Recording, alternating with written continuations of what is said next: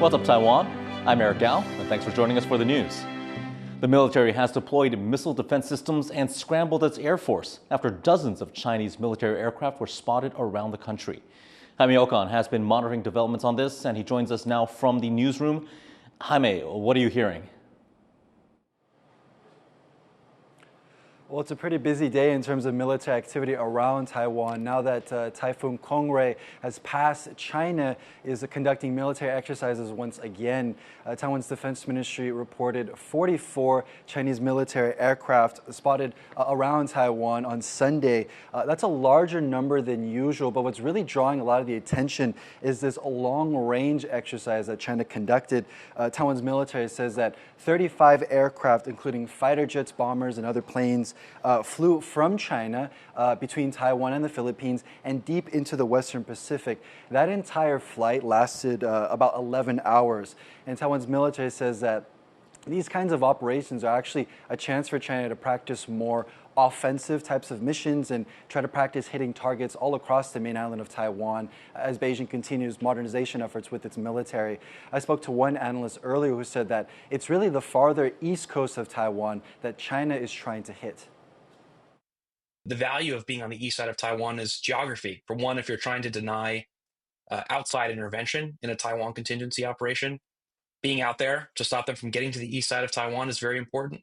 But also, there are very valuable targets on the east side of Taiwan that are protected by Taiwan's very large mountains. So if you want to hit those targets easily, best way to do it is to just go around and hit them directly.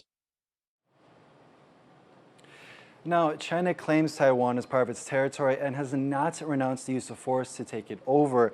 In response to these exercises, Taiwan's military deployed missile defense systems and scrambled its own fighter jets to monitor the situation. At first, some observers thought that this kind of exercise from China could be maybe tied to the U.S. elections as they come in about a day or two. But sources within Taiwan's military tell me that it actually has more to do with the rate of how rapid China is modernizing its military. Thanks for that update, Jaime. That was Jaime Ocon on China's latest military drills.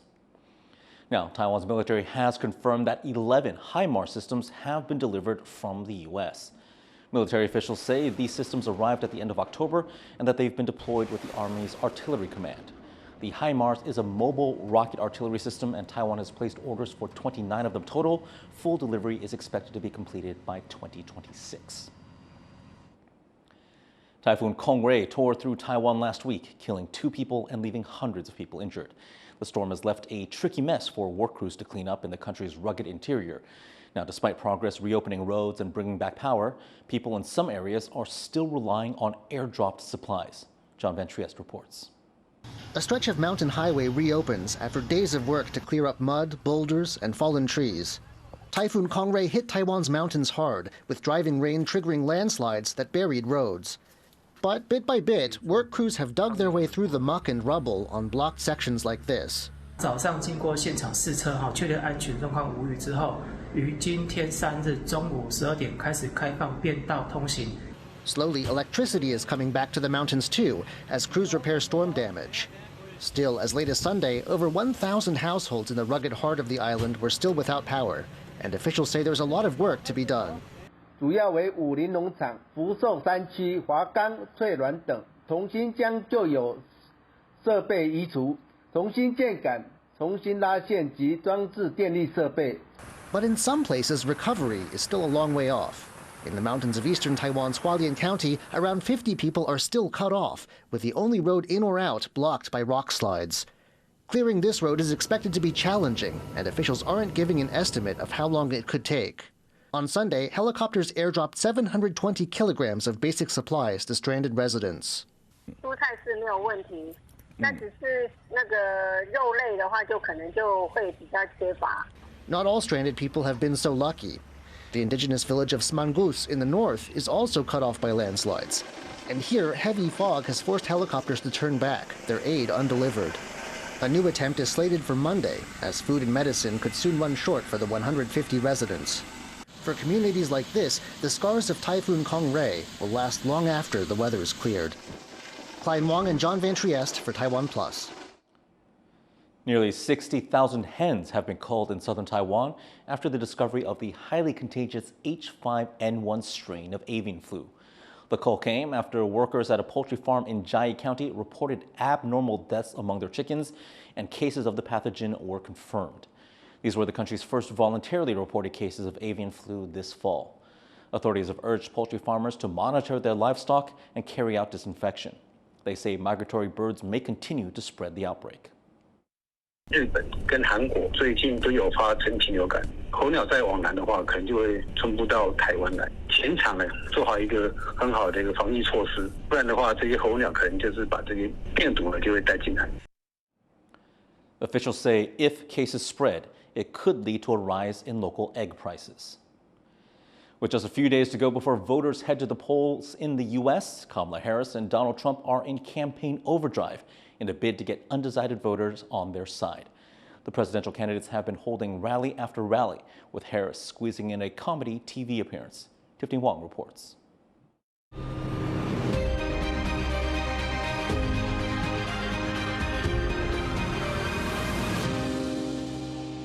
days to go. Making their final calls to voters, the U.S. presidential candidates are trying to cover their bases just 2 days before the critical election. Democratic candidate Kamala Harris rallied in Michigan, speaking at a church in Detroit before speaking at a college campus, promising to end the war in Gaza and urging unity and respect for the country's diversity.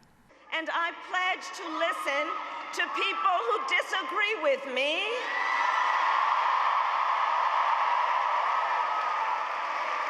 Because, you see, I don't believe people who disagree with me are the enemy.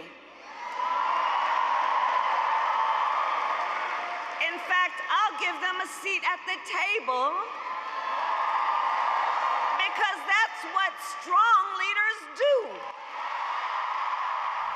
Harris also made a surprise appearance on the popular late-night show Saturday Night Live, alongside the actor on the show who portrays her, Maya Rudolph, giving herself a pep talk before a rally. Meanwhile, Republican candidate Donald Trump sprinted through battleground states, Pennsylvania, North Carolina, and Georgia on Sunday, focusing on warnings about voter fraud and attacking the media, even saying that he wouldn't mind an assassin incidentally hurting media workers. To get me, somebody would have to shoot through the fake news, and I don't mind that so much. The Republican candidate spoke behind bulletproof glass, having been the target of at least 2 assassination attempts during his campaign. Now in the final stretch, the decision is in voters' hands for who they want to see as the next U.S. president. Devin Tsai and Tiffany Wong for TaiwanPlus. Trump has argued that China stole American manufacturing jobs, and he has pledged to steal them back. In the latest in our special series on the U.S. campaign trail, Louise Wan traveled to the crucial swing state of Pennsylvania. Thousands of steel and other jobs have disappeared there, but despite that, Trump's message is not always welcome. It hasn't been easy for retired steamfitter John Kostick to campaign for Democratic candidate Kamala Harris. In his home state of Pennsylvania, he's been playing cat and mouse with Republicans, who replace his Harris signs with her rival Donald Trump's. This old industrial state is a key battleground in the presidential elections. And Kostick says Harris would be better for workers, despite Trump's promise of bringing jobs back to the US. A vow the billionaire also made when he ran for president and won in 2016. Donald Trump, his whole candidacy is built on lies. He said he was going to help the coal miners. Did he help the coal miners? No. Coal miners still lost their jobs. This time around, Trump says he's going to steal jobs back from other countries, including China, and restore Pennsylvania, one of the nation's main manufacturing hubs, to its former glory. Throughout the 20th century, the steel industry drove parts of Pennsylvania. Here in the city of Bethlehem was once the world's second largest steel manufacturer, employing 35,000 people. But it stopped making steel 30 years ago.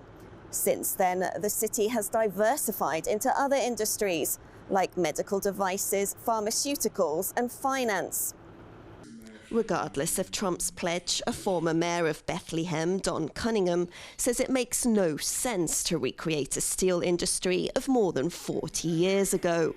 It's a romantic notion that people love to hear, because if you miss something and someone tells you you can go back to it, it's like if somebody said you can go back to childhood and be in your safe space with your mom and dad. It's a nice notion, but it's not an economic strategy. So at least in my time, the major job for the carpenters was scaffolding and roofing. Wanting to preserve the industry's legacy, former steelworker Don Young leads weekly tours around the long-closed Bethlehem steel site. He worked here for 37 years and is a Republican, but he's not as passionate about the party's candidate as his wife, Barbara. She says she believes Trump will bring jobs back, something necessary for America's security.